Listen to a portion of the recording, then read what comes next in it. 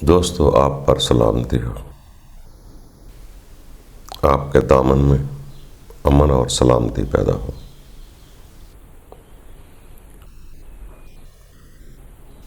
دوستو، سلامتی کو بہت زیادہ پسند کیا جاتا ہے اور امن پسند انسان یا سلام والا انسان رب تعالیٰ کو پسند بھی ہے.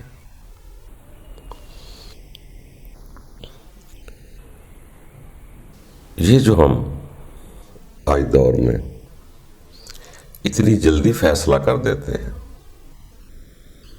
کہ دوسرا غلط ہے، اس کو یہاں جینے کا کوئی حق نہیں،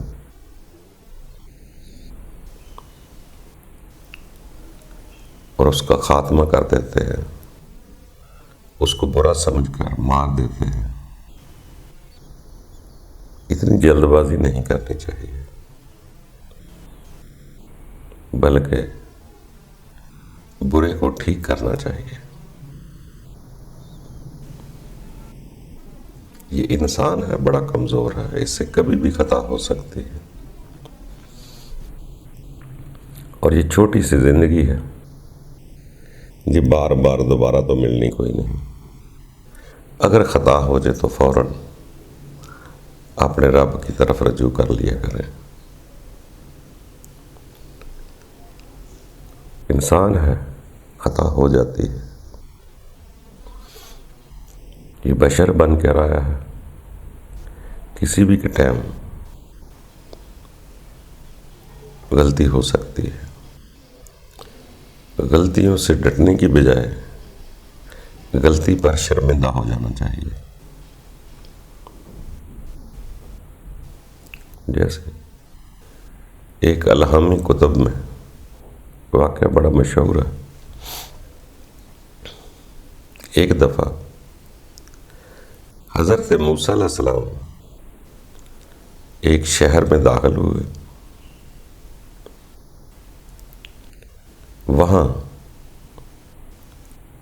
اس کے ساتھی، یعنی اس کی اتباع کرنے والے، اور اپنے اور اس آدمی کے دشمن کے درمیان ایک جھگڑا ہو رہا تھا. ایک موسیٰ کے ماننے والا تھا، کیونکہ موسیٰ پیغمبر خدا ہے، پیغمبر خدا کا ماننے والا ہے تو وہ خدا کا ماننے والا. اور دوسرا جو تھا وہ عدو تھا، دشمن تھا. جیسے ہی حضرت موسیٰ نے دونوں کو جھگڑتے دیکھا،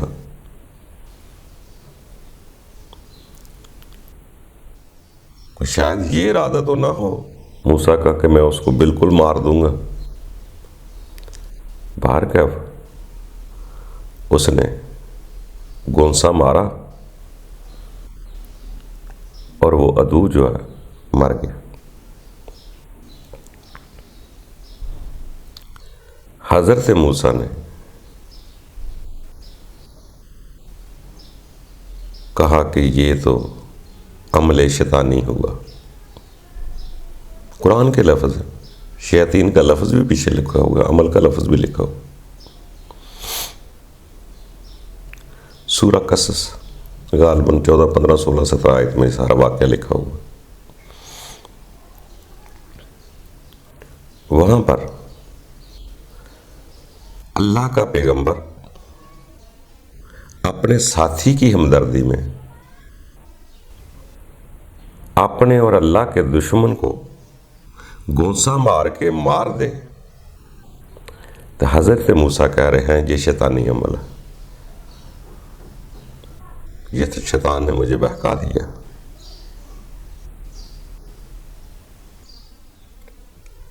اس کے بعد حضرت موسیٰ نے توبہ کی، رب ہے اس نے معاف کر دیا. پھر ایک دفعہ پھر وہ آدمی ملا، اس نے پھر آواز دی، جو موسیٰ کا ساتھی تھا جس کی وجہ سے گونسا مارا تھا، آدمی مر گیا. حالانکہ وہ اس کو ہم غیر مذہبی ہی کہیں گے نا، کیونکہ موسیٰ کے ماننے والا نہیں تھا، رب کو مانتا تھا۔ اس غیر مذہب کو مارنے سے حضرت موسیٰ کہہ رہے ہیں کہ یہ شیطانی عمل ہے۔ باہر کا رب تعالیٰ نے معاف تو کر دیا۔ پھر وہ آدمی ملا جو موسیٰ کا ساتھی تھا، مگر موسیٰ نے اس کو کہا تو بادراہ ہے، بری راہ پر ہے، تیری وجہ سے یہ کام ہوا۔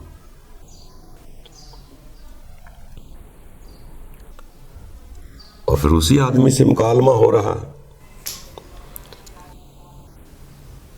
موسیٰ نے چاہا کہ اس کو ماروں، مگر اس نے کہا کہ نہیں، مجھے مار نہ دو، برائی کو ٹھیک کرنا ہے۔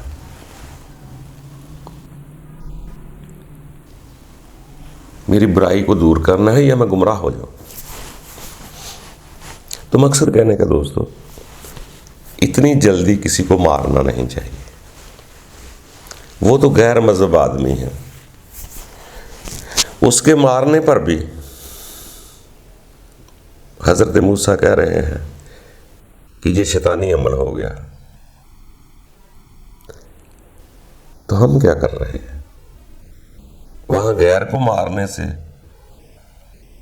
شیطانی عمل بن رہا ہے، تو ہم تو غیر بھی نہیں دیکھتے، انسانوں کو مار رہے ہیں، اپنے انسانوں کو مارے جا رہے ہیں۔ انسان کو صرف اپنی غلطی یاد نہیں رہتی، دوسروں پر فتوے بہت جلدی جاری کر دیتا ہے۔ جیسے ایک بادشاہ تھا، وہ شکار کرتا ہوا جنگل کی طرف چلا گیا۔ وہاں آدم خور لوگ بھی رہتے تھے۔ آدم خوروں کے ساتھ جب گھیرے میں آ گئے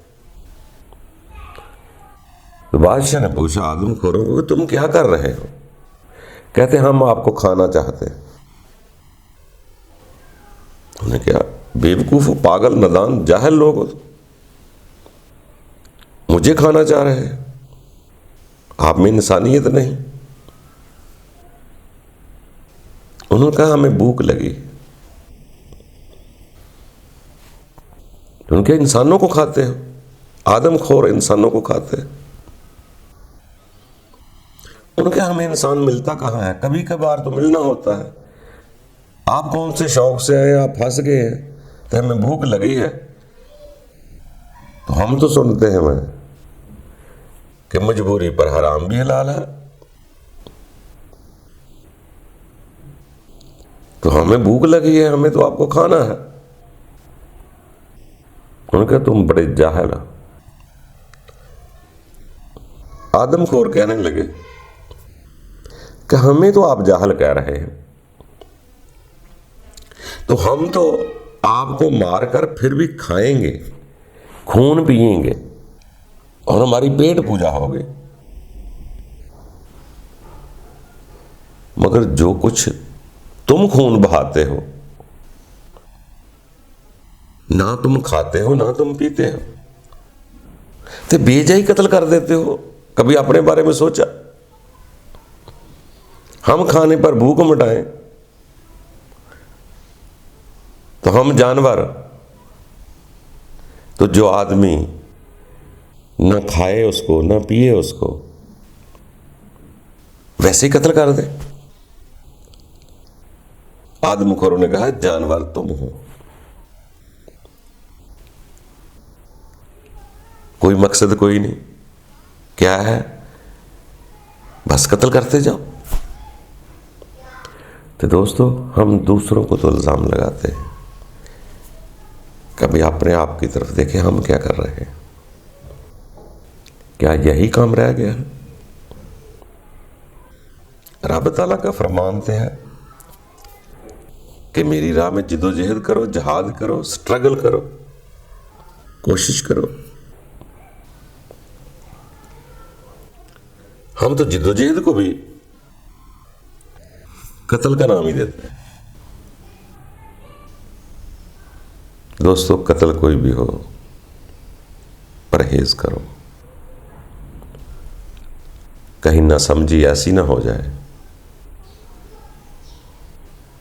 کہ ہمیں آگے ساری زندگی پچھتانا پڑے۔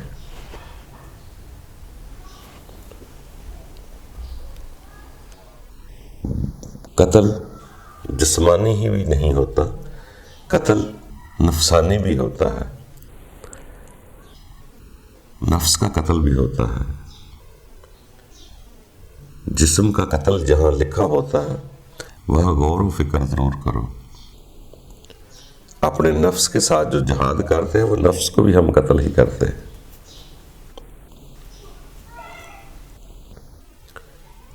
اپنی خواہش کو مارنا یا قتل کرنا وہی ایک برابر ہی ہے۔ جیسے وہ اکثر سننے میں آتا ہے، سیانے لوگ فرمایا کرتے تھے کہ جو لوگ اپنا نفس اپنے رب کی سپرد کرتے ہیں وہ قتل ہوتے بھی ہیں، قتل کرتے بھی ہیں۔ پھر وہ خوشیاں بھی مناتے ہیں، وہ جسمانی قتل سے نہیں۔ اگر انسان قتل ہی ہو جائے تو خوشی نہیں منا سکتا، یعنی کہ اپنی نفسانی خواہش کا قتل کرتے ہیں۔ ہم نے سیانے علماء سے سنا کئی بار کہ سب سے بڑا جہاد جو ہے، جس کو جہاد اکبر کہتے ہیں، وہ اپنے نفس کے ساتھ، یہ سب سے بڑا جہاد ہے۔ تو کوشش کرو دوستو، انسان کو دکھ دے کر بھی قتل نہ کرو، اس کا جسمانی قتل بھی نہ کرو، پرہیز کرو۔ اس لیے کہ قتل کرتے وقت رب جانے ہمارا ارادہ کیا ہو۔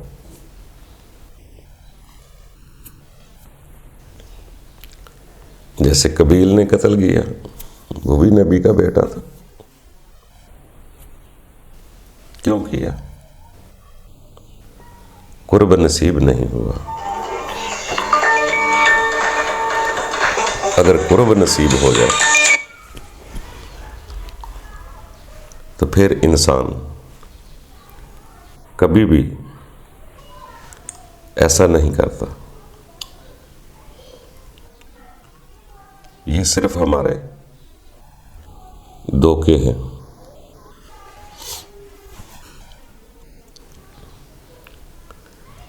اگر ایک انسان کو خود امن سلامتی مل جائے، سکون میں رہنے کی عادت ہو، وہ کبھی کسی کا برا نہیں سوچتا۔ اس وقت ہی برا سوچتا ہے جب خود کے اندر آگ جلتی ہے، وہ حسد کی ہو، لالچ کی ہو، انا کی ہو، غصے کی ہو، تکبر کی ہو، اپنے اندر آگ پیدا ہو جاتی ہے۔ پرہیز کرو۔ باقی جو معاملہ ہے اللہ کی راہ میں جہاد کرنے کا، اس کے لیے پہلے اپنے نفس کے ساتھ جہاد کرنا پڑتا ہے۔ باقی اگلا کھیل خود بخود سمجھ آتا ہے۔ جب تک ہم اپنے نفس کے ساتھ جنگ نہیں کریں گے، جہاد نہیں کریں گے، ہمیں کوئی حق نہیں کسی کو قتل کرنے کی۔ کوشش کرتے رہیں، آگے بڑھتے رہیں۔ یہ انسان ہے، جب سے جیسے آگے بڑھتا جاتا ہے پھر اس کو سمجھ آتی ہے کہ یہ سارا نظام میں نہیں چلا رہا، میرے اندر کے جسم کا نظام اور باہر کا نظام ایک قدرت چلا رہی ہے۔ قدرت کسی کو اختیار نہیں دیتی قتل کرنے کا، ان کی سزا رب تعالیٰ کے ذمہ ہے۔ ہم کیوں کریں، کسی کو اذیت بن جائیں۔ انسان کا کام فقط پیغام دینا ہے، اس پر جبر نہیں کر سکتا کہ تم لازمی ایسا کرو۔ اس قدرت کائنات کا نظام بھی چلنا ہے، اور اس کا تو ویسے ہی وعدہ ہے کہ جہنم میں اکثریت ہوگی لوگوں کی، جنت والے یا شکر ادا کرنے والے بہت قلیل لوگ ہوتے ہیں۔ تو اپنی اپنی ڈیوٹی نبھائے، یہ مت سوچے کہ میری چلانے سے نظام چلے گا کائنات کا۔ ہمیں اپنا نظام درست کرنا ہے، اپنی ذات کو درست کرنا ہے۔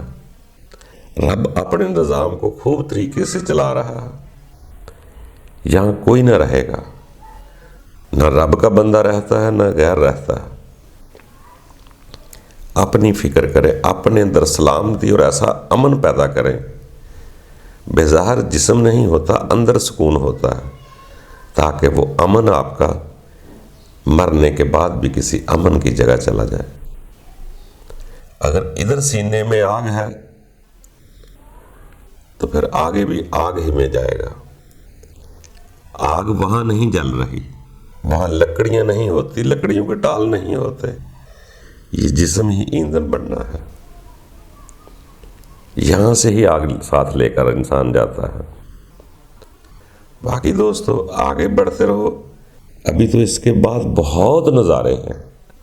اگر انسان کو اس زندگی کی سمجھ آ جائے کہ میں کیا کرنے آیا، اگر اس کے اندر کہیں رب کی طلب پیدا ہو گئی تو یہ کبھی کسی کو پریشان نہیں کر سکتا۔ جب کائنات کی حکمت نظر آتی ہے کہ سارا نظام قدرت ہے، جن پودوں کے ساتھ پھول ہیں وہاں کانٹے بھی ہوتے ہیں، اس لیے یہ زندگی ہے، یہ رہنے کی جگہ نہیں ہے، آزمائش ہے۔ ہمیں صبر بھی کرنے ہے، عمل بھی چاہنا ہے اور آگے بڑھنا ہے۔ دوستوں کوشش کر کے دوسروں کو سلامتی سے رہنے دیں اور اپنے اندر سلامتی اور سکون پیدا کریں۔ باقی پسند اپنی اپنی ہے، پھر بھی انسان کا کام ایک دوسرے کو پیغام دینا۔ حرف آخر نہ کوئی کسی کو منوا سکتا ہے، نہ کسی پر زور ہوتا ہے۔ انسان کا کام ایک دوسرے کو بس پیغام دے سکتے ہیں، کسی کا پیغام لے سکتے ہیں، یہ تو ممکن ہے، مگر ہر کسی کا اپنا بویا کاٹنا پڑے گا۔ جب انسان نے دوسروں سے فیصلے لینے کی بجائے خود فیصلہ کرنا شروع کر دیا تو ایک دن ضرور خدا کی طرف چلا جائے گا۔ باقی دوستو خوش رہو، امن میں رہو، رب سلامتی پیدا کرے تو دوسروں کو جینے دو اور خود بھی جیو۔ باقی رب جانے، رب دے۔